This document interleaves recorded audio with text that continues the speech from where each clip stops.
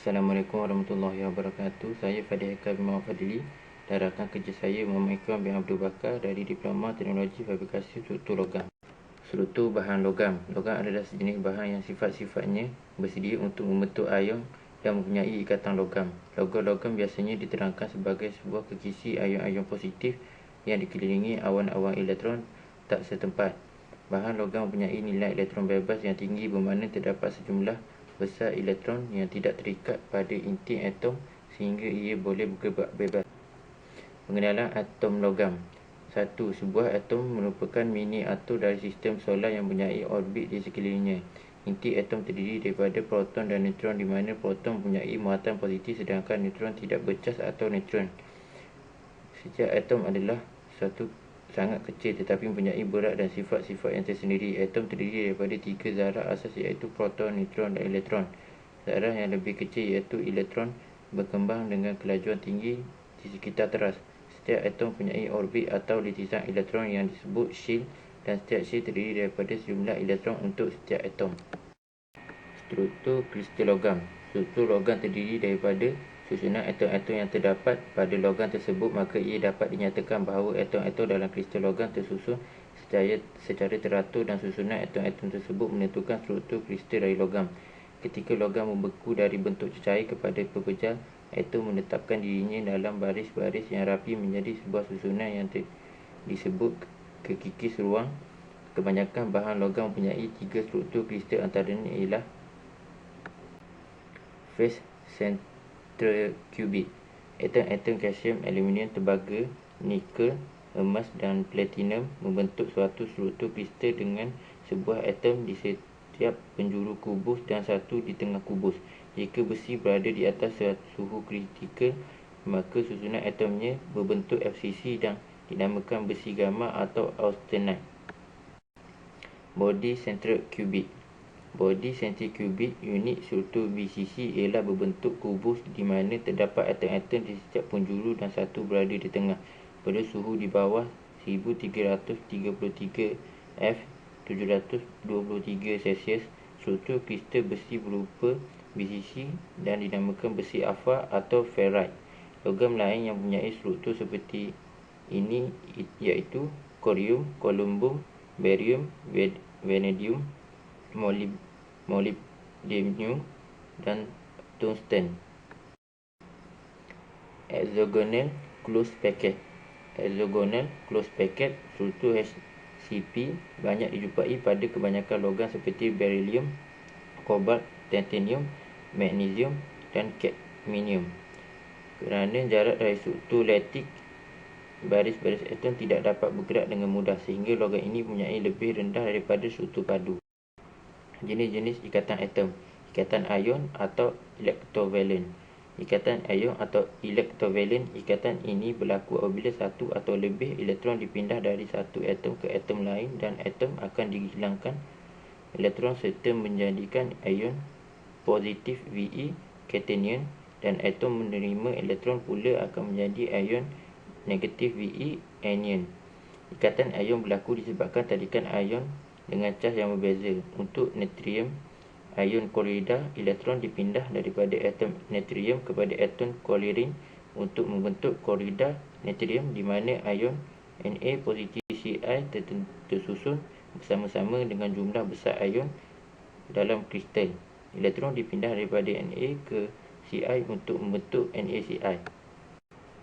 Ikatan kovalen. Ikatan kovalen ia terhasil daripada tarikan di antara elektron yang dikongsi dengan nukleus positif bagi atom yang dimasukkan ke dalam ikatan. Perkongsian elektron adalah usaha untuk memastikan elektron luar sentiasa penuh dan terhasil daripada daya tarikan antara elektron yang dikongsi oleh nukleus positif atom ke dalam ikan.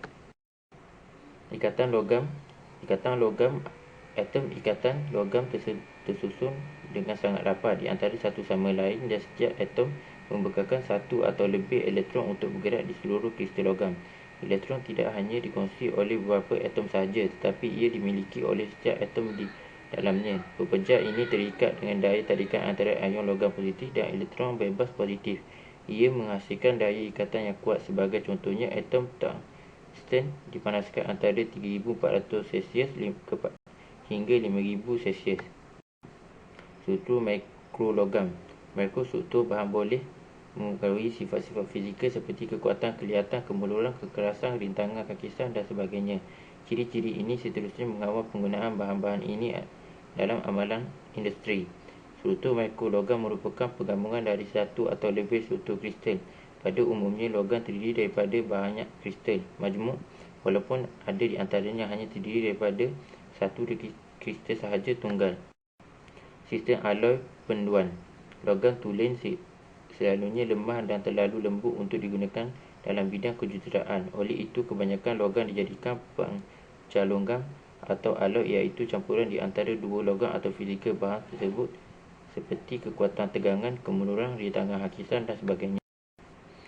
Pertumbuhan kristal atau bijan. Proses pemejaran berlaku dengan pertumbuhan nukleus di mana bucu-bucu nukleus bebas memilih jalan masing-masing ke tempat yang lebih sejuk. Ini menyebabkan pertumbuhan nukleus dan perkembangan bucu semakin bertambah.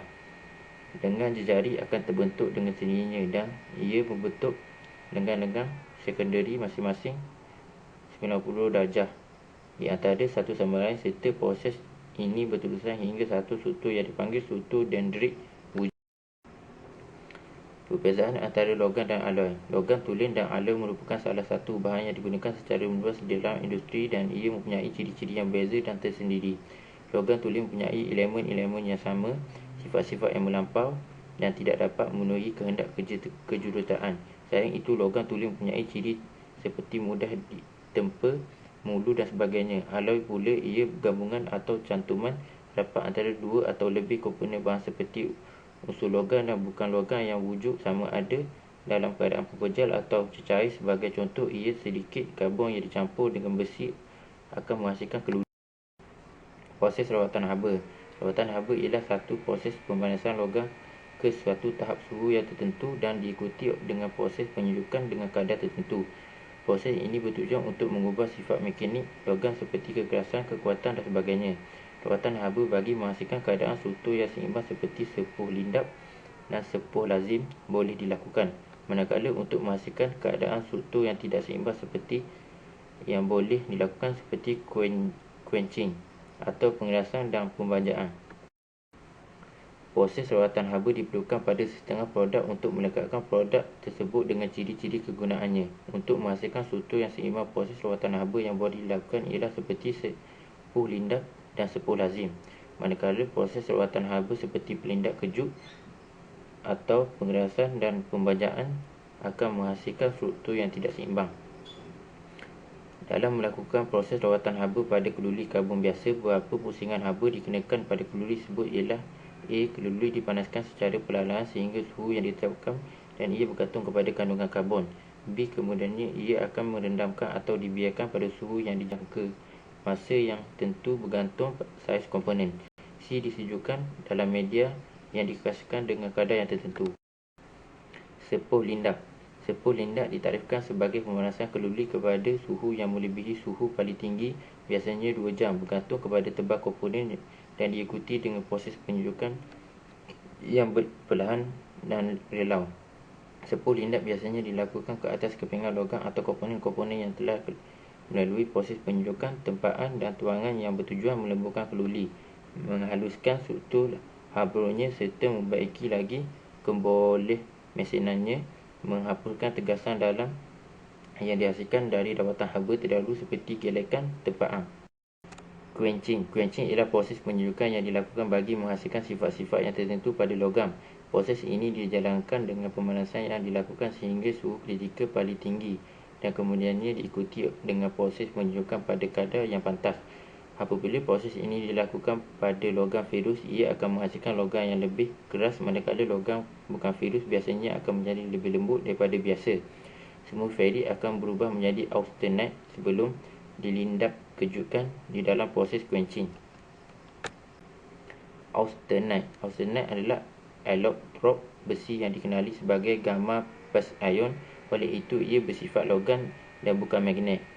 Allotrope ia berlaku dalam alloy besi yang berlainan pada suhu yang berbeza. Contohnya, dalam keluli karbon biasa, allotrope ini wujud pada suhu 727 Celsius, sementara dalam keluli tahan karat, ia wujud pada suhu bilik. Struktur kubik elektrod ini adalah struktur kubik berpusat pada muka. Apabila ia mengubah suhu daripada 912 Celsius hingga 1394 Celsius.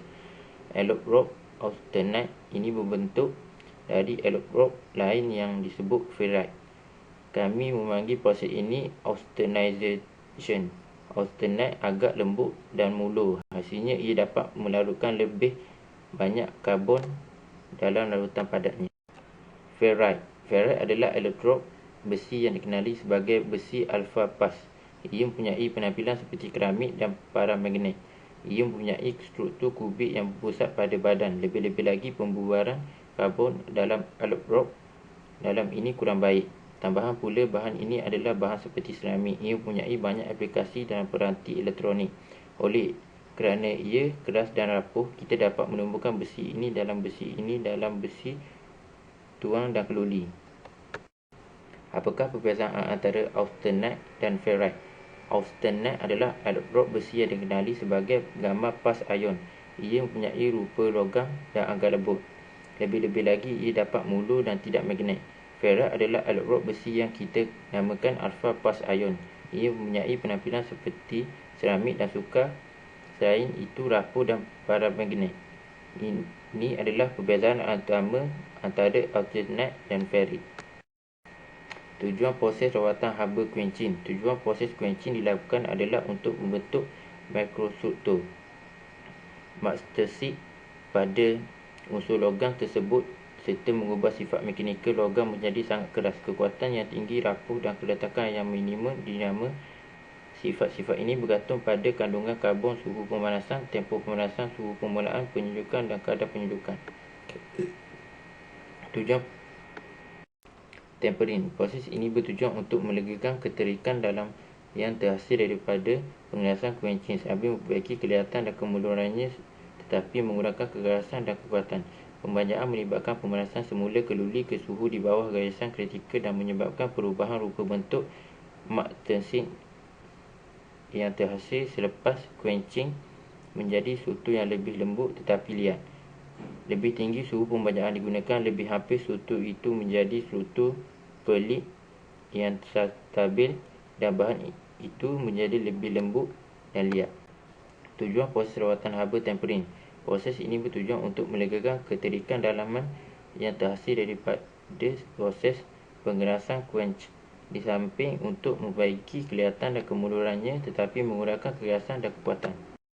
Pengerasan. Proses pengerasan ialah satu proses pengerasan yang dilakukan pada logam untuk memberikan sifat-sifat mekanikal khusus pada komponen dan meningkatkan kekerasan logam tersebut supaya menjadi ia sesuai untuk digunakan. Tujuan proses rawatan haba quenching. Proses rawatan haba pengerasan dilakukan bertujuan untuk menghasilkan sifat-sifat fizikal seperti kekuatan dan kekerasan pada logam. Proses ini dilakukan pada suhu tinggi iaitu pada suhu austenasi yang digunakan untuk melarutkan sementit dalam austenite yang kemudian di-quench. Pada tahap ini, ia akan menghasilkan karbon yang menyebabkan bergesernya atom-atom sehingga terbentuk struktur body center, tetragonal atau struktur yang tidak seimbang yang disebut magnetik yang bersifat keras dan rapuh. Proses prapanas. Prapanas ialah proses pemanasan logam asas sama ada secara keseluruhannya atau hanya kawasan sekitar sambungannya kepada suhu tertentu yang diingini, yang dipanggil suhu prapanas. Sebelum kerja kimpalan dilakukan, prapanas boleh diteruskan dalam proses kimpalan, tetapi biasanya haba daripada kimpalan adalah mencukupi untuk mengekalkan suhu yang dikehendaki tanpa bantuan sumber haba luar. Tujuan proses prapanas. Terdapat 4 tujuan utama untuk melakukan prapanas. Pertama, ia rendah kadar penyejukan dalam logam kimpal dan logam asas menghasilkan struktur metalurgi logam yang lebih mulur dengan lebih ditangan kepada retak. Kedua, kadar penyejukan yang perlahan memberi peluang gas hidrogen yang berada dalam logam untuk meresap keluar tanpa menyebabkan retak. Ketiga, ia mengurangkan tegasan pengejutan dalam sambungan kimpalan, zon terkesan haba dan logam asas terutama pada sambungan tegangan atau sempit. Keempat, prapanas boleh digunakan untuk membantu memperbaiki sifat-sifat mekanikal logam yang tertentu seperti kelihatan. Faktor-faktor menentukan proses prapanas. Suhu prapanas yang diperlukan untuk sambungan kimpalan tertentu bukan hanya bergantung kepada jenis logam yang dikimpas, tetapi juga bergantung kepada ketebalan sambungan kimpal dan arus kimpalan semasa proses mengimpal. Suhu minimum prapanas kemudian boleh dikira melalui kadar penyukan kritikal, mengira kadar penyukan melalui pengatucaraan komputer, menggariskan prosedur pengiraan. Sekian, terima kasih.